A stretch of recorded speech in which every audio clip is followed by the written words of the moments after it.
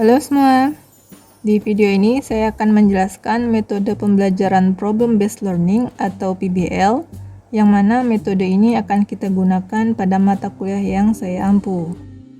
So, long time ago, sebelum pandemi maksud saya, kita melangsungkan perkuliahan secara tatap muka, menggunakan metode tradisional di mana dosen menjadi pusat pembelajaran dan sumber utama ilmu. Mahasiswa, most of the time, itu hanya pasif mendengarkan dengan sedikit sekali porsi di mana mahasiswa aktif berpikir kritis, mencari tahu sendiri ilmu yang belum ia pelajari. Bahkan sekarang, ketika proses belajar sudah menjadi tatap laptop atau tatap HP, dan katanya sudah memakai metode student-centered learning, kejadiannya masih lebih kurang sama. Mahasiswa masih dalam tanda kutip didiktekan oleh dosen tentang apa-apa yang harus dibaca, ditonton, ditulis, atau dihitung pada tiap sesi perkuliahan. Ada banyak kelemahan pada metode pembelajaran tradisional yang kita gunakan selama ini. Sudah bukan hal yang aneh lagi ketika dosen menemukan mahasiswa tingkat akhir melupakan sebagian besar konsep yang telah ia pelajari semenjak semester 1. Hilang ingatan ini sangat lumrah, karena mahasiswa mempelajari semua konsep itu tanpa terlebih dahulu memahami kegunaan atau aplikasi konsep itu. Bagaimana kita bisa mengingat teori equation of state jika kita tidak tahu untuk apa teori itu dipakai dalam kehidupan nyata? Dan hampir dapat dipastikan bahwa sebagian besar ilmu yang diterima mahasiswa melalui pembelajaran dengan metode tradisional pada akhirnya tidak terpakai di dunia kerja yang syarat dengan permasalahan kompleks. Maka tak heran jika industri kemudian mengeluarkan statement bahwa lulusan S1 pada dasarnya tidak siap kerja. Dan bencana terbesar yang berpotensi untuk terjadi adalah para lulusan S1 menjadi tidak kreatif dan kurang memiliki inisiatif dalam penyelesaian masalah, karena proses pembelajaran yang mereka tempuh selama kuliah tidak memberikan mereka kesempatan untuk mengasah pola pikir kritis. But now it's time to make a change. Kita akan mengubah total metode perkuliahan kita menjadi Problem Based Learning atau PBL. Yang mana menurut saya metode PBL adalah metode terbaik untuk belajar karena kita mendapatkan kesempatan seluas-luasnya untuk melepaskan segala kreativitas terpendam. Pada metode PBL ini, mahasiswa di awal justru akan diberikan suatu permasalahan yang cukup kompleks dan sangat berkaitan dengan problem di dunia kerja atau bahkan dengan kehidupan sehari-hari. Dengan problem ini, mahasiswa dipicu untuk mencari sendiri literatur yang dapat membantu mereka menyelesaikan problem tersebut. Yang menarik pada metode PBL ini adalah, mahasiswa benar-benar bebas untuk menentukan topik yang ingin mereka pelajari dan tidak ada istilah apakah topik-topik yang mereka pilih itu benar atau salah. Mahasiswa justru diarahkan untuk menilai apakah topik yang mereka pilih untuk pelajari itu relevan atau tidak dengan problem yang harus mereka selesaikan.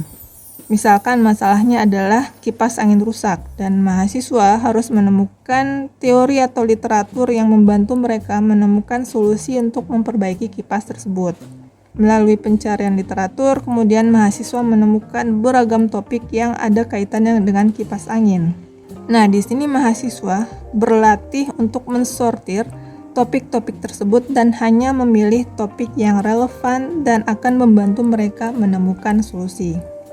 Kemudian pada pembelajaran dengan metode PBL, fokusnya benar-benar ada di mahasiswa. Mulai dari menentukan topik yang ingin dipelajari, kemudian memilih topik yang benar-benar relevan, kemudian merumuskan solusinya, bahkan pada akhirnya mahasiswa juga yang akan menentukan apakah solusi yang mereka rumuskan itu valid atau tidak, tepat sasaran atau tidak. And last but not least, karena umumnya dalam dunia profesional kita akan selalu bekerja dalam tim, maka metode PBL ini akan mengasah kemampuan mahasiswa untuk berkolaborasi dengan anggota tim, menyatukan berbagai ide yang berbeda untuk membangun solusi. So, how this PBL class works? Jadi sebelum periode perkuliahan dimulai, saya akan membentuk kelompok-kelompok yang beranggotakan 4 atau 5 orang dengan 2 pertimbangan pemilihan, yaitu IPK dan gender. Dan selama 1 semester, mahasiswa akan diberikan 4 permasalahan atau pemicu yang masing-masing akan diselesaikan dalam 4 sesi perkuliahan.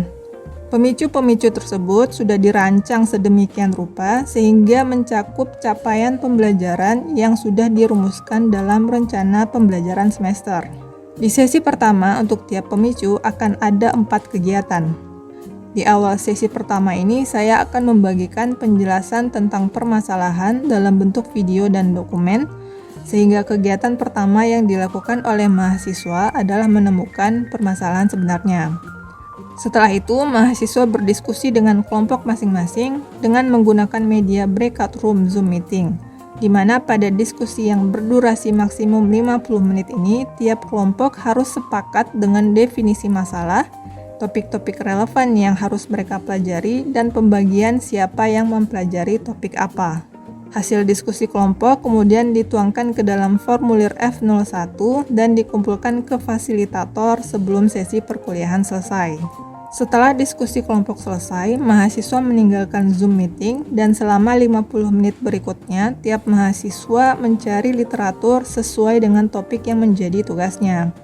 Kemudian pada 10 menit terakhir, mahasiswa kembali bertemu dengan tim masing-masing untuk saling melaporkan literatur apa saja yang telah mereka peroleh dan kendala-kendala yang mereka temui.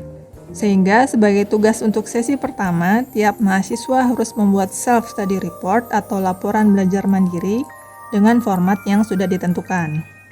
Laporan ini harus sudah selesai sebelum sesi kedua karena akan dibagikan di WAG masing-masing kelompok untuk direview oleh setiap anggota tim di sesi kedua tersebut. Nah, di sesi kedua setelah setiap anggota kelompok membagikan laporan belajar mandirinya di WAG, tiap mahasiswa kemudian menggunakan 60 menit pertama untuk mereview laporan-laporan tersebut, sambil mengisi borang saran perbaikan untuk tiap laporan yang direview. Setelah 60 menit pertama selesai, seluruh anggota kemudian berkumpul di breakout room Zoom meeting untuk mendiskusikan hasil ulasan laporan belajar mandiri, termasuk membahas topik apa saja yang sudah dan belum tercover, serta tentunya membahas solusi dari permasalahan yang ada pemicu dengan menggunakan informasi yang terdapat pada laporan-laporan belajar mandiri yang telah ditulis. Di akhir sesi kedua ini, setiap kelompok sebaiknya sudah memiliki draft solusi untuk permasalahan yang ada di pemicu. Sehingga sebagai tugas untuk sesi kedua, tiap mahasiswa harus memperbaiki self-study report berdasarkan hasil review yang ditulis teman kelompok di formulir terkait. Laporan perbaikan ini juga sudah harus selesai sebelum sesi berikutnya karena akan kembali dibagikan di WAG masing-masing kelompok untuk direview kembali oleh anggota tim di sesi ketiga.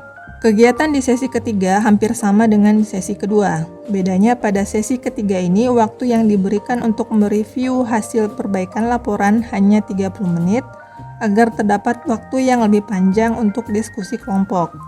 Pada diskusi ini, tiap kelompok sudah harus membuat keputusan tentang solusi yang akan mereka tawarkan, serta bagaimana pembagian terkait pembuatan slide presentasi. Dan sesi keempat adalah saatnya untuk presentasi kelompok. Di sesi ini akan ada 1 atau 2 kelompok yang akan dipilih secara acak untuk mempresentasikan hasil pekerjaannya, di mana setiap anggota kelompok yang terpilih untuk presentasi harus mendapatkan giliran berbicara dan menjawab pertanyaan karena kedua hal tersebut merupakan bagian dari penilaian.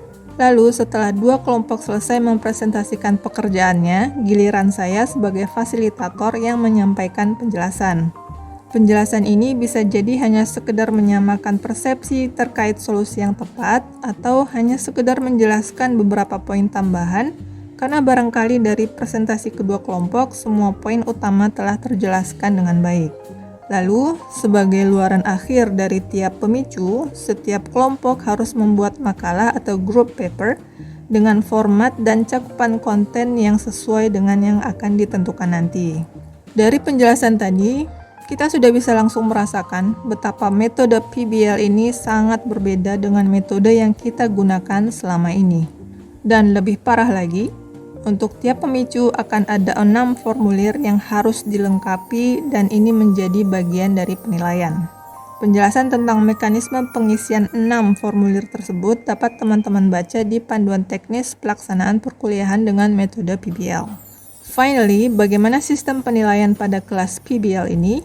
Terdapat 5 komponen penilaian yang persentase masing-masing dapat dilihat pada panduan teknis. Khusus untuk self-study report, presentasi, dan group paper, nilai akhir ketiga komponen ini merupakan kombinasi dari nilai yang saya berikan dan nilai dari teman kelompok yang diisikan pada formulir-formulir terkait. Surprise quizzes, seperti namanya, akan tiba mendadak dan tanpa pemberitahuan tentang materi yang menjadi cakupan kuis. Final exam atau ujian akhir semester akan dilangsungkan sesuai jadwal yang dikeluarkan oleh Prodi dan akan ada penjelasan tentang kisi-kisi soal. Baiklah, demikian penjelasan singkat tentang metode PBL yang akan kita sama-sama lalui satu semester ini. Video ini ditujukan hanya untuk memberikan gambaran umum tentang mekanisme pelaksanaan perkuliahan dengan metode PBL. Untuk penjelasan yang lebih rinci, silakan merujuk pada panduan teknis pelaksanaan perkuliahan dengan metode PBL. Seperti biasa, perubahan memang selalu menyakitkan dan membuat kita tidak nyaman. Kita sudah terbiasa dengan metode belajar yang kita kenal selama ini, dan sekarang tiba-tiba kita harus berpindah ke metode baru demi mendapatkan pengalaman belajar yang memang akan membantu kita selepas lulus. Tapi saya sangat yakin kita semua pasti bisa. So just stay curious, stay motivated, and stay honest. You will do great.